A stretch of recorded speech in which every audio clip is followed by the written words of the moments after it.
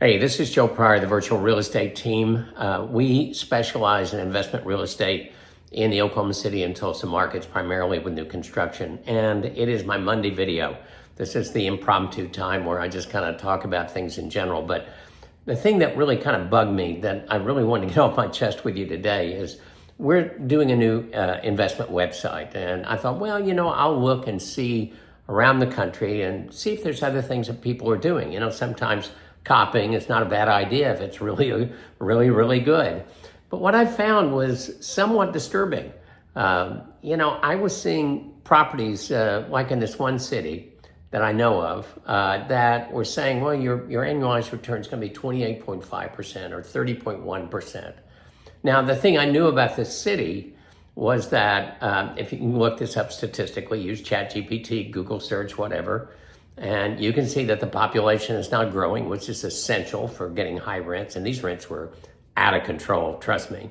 And then the second thing is I looked at the statistics about the percentage of that city that more than 50% were renters in that city. So if you can get into the 60s, it's good. You're going to have a lot of renters in any city, and that's kind of what you want. But when I saw this, it really kind of disturbed me going, I've worked at this for 36 years in terms of working with investors. And for the first 5 years of that time, I was making some really good deals with people, but not understanding the difference between a good buy and a good investment. And so, I went in search of information. So I became residentially trained in metrics and statistics and return on investment, as well as in doing commercial.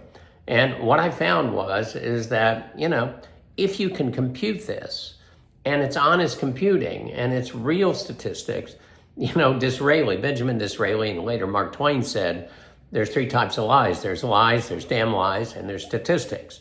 And statistics can lie. And so you need to make sure that you're getting something that's not pie in the sky. That if it's too good to be true, it's not true. Well, I'm seeing that around the country. Now, I'm also knowing people that do this right, and that's the most important thing. And I know that you can get double-digit annualized returns, but with anywhere from 6.125 to 7% interest rate for investors, and that's with 25% down and paying points to get the interest rate down and the prices that have gone up so much post-COVID, then I know that 28.5% or whatever it happens to be is virtually impossible, that is what Disraeli and Mark Twain were talking about. So I think the most important thing is to get proof. And, for us, we work, for instance, I have a property management company, not mine, but a company that I've worked with now for 17 years, and they set the rents for me. And it's based on data, real data. In other words, what's actually going on in the market. And then I analyze properties that builders give me and say, you can do this for rents. You can sell this to your investors. And what I do is I do a return on investment analysis with every single one.